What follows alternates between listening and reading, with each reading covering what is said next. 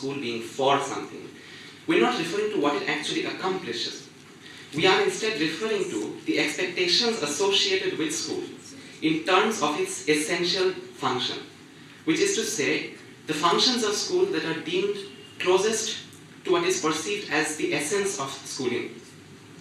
And that is why our primary course of inquiry today lies in identifying these expectations and the essential function that they concern. There are many ways in which we could go about doing that, but chief among them, and the most informative in my opinion, is to see how the institution of schooling collectively prioritizes compensating for certain functions over others when faced with a situation that is not conducive to any of them. And for a compelling and insightful case study, we have COVID-19. For the past 2 years, you see, online school was all the rage. And yet, the idea of schooling adapted itself to the situation in such a way that prioritized limiting the damage done to the provision for securing marks over all else. Character building, we had character building, but we had it in other contexts. We had it in personal interactions with our friends. We had it in our individual means of adapting to the unfamiliar situation. But in the context of school, in our capacity as school-going students, it was practically nil. And you can't argue with that either, because that is the organic direction in which the idea of schooling shaped itself to accommodate itself to what was viewed as its main purpose. And that speaks volumes about what that main purpose is seen as being. And the best part is, throughout, the activity of attending online classes retained the designation of school.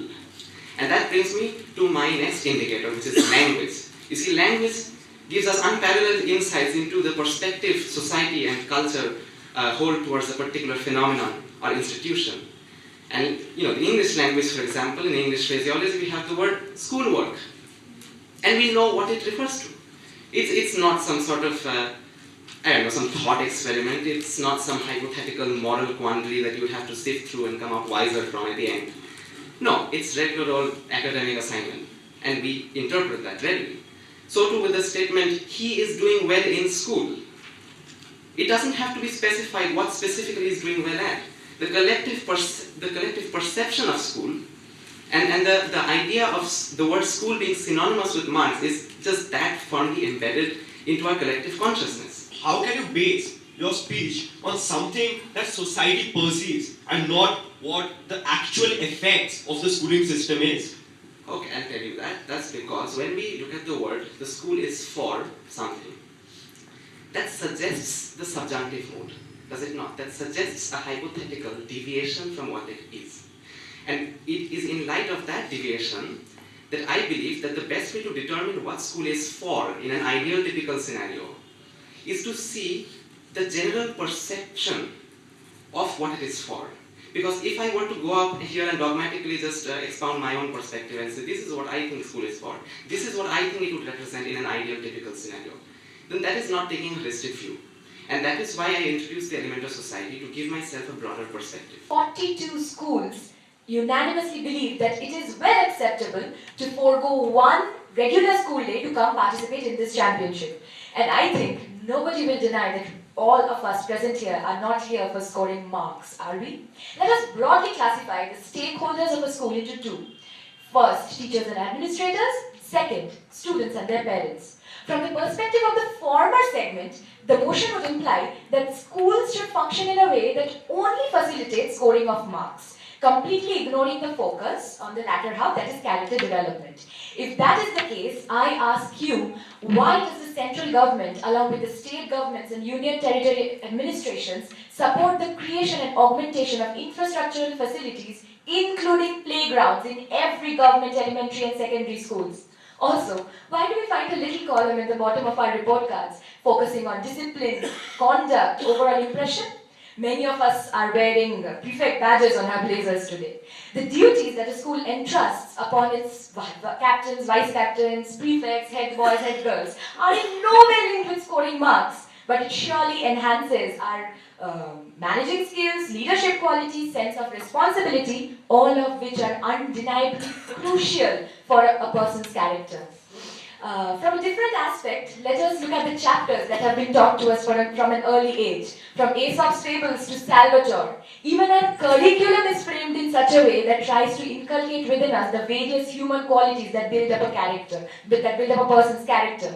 Every school organizes intra as well as inter-school fests, and I don't think those events are organized to help us for scoring marks, rather than they intend on contributing to our holistic development. At this point, my opponents would unanimously raise their voice to reduce such fests in schools. To that, I would have to say that it is indeed an act of extreme hypocrisy on your part that you are standing here today representing your schools in a state level championship and completely nullifying the importance of such events. To sustain in a world that has its rule as survival of the fittest, you need logic, practicality, quick thinking, presence of mind, every trait that your school tries to inculcate within you. That goes on to prove my point that I have no issues with scoring marks. Obviously, it is extremely important, but it has no contradiction with the latter half of the motion as well. Marks are simply a construct devised by a school to assess a pupil's academic performance. But to define or to base a definition of a school based on this construct is to, rely its definition on itself for its solidity, and to deny it from an identity beyond itself. Would you rather the judging panel over there not give you any points or marks for your speech today? Obviously, but the scoring marks, that is, I would request my opponent to read the motion for today more carefully, because it is particularly mentioned that schools have a scoring marks, which means assessing our academic performance related specifically to our academic curriculum. And the debate here, for which we will be scored to see who's going to go first or second or third, is just to see whether we have the required speaking skills, required content for the debate or not. That goes on to establish my point that it's not just academics that we are looking for. But in the ICSE board and the CBSE board, one of which in which you study, co-curricular activities like debate are identified as an essential part of the curriculum. How do you define the scoring of points or marks as a competitive endeavor does not apply to these parts, these things which are in all boards identified as an essential part of the curriculum? You are going on to establish my own point, my friend, because debate is a part of the curriculum, not for helping us to score marks for any subject, but to enhance our speaking abilities or the logical part of our brain, to cultivate the logical part of our brain.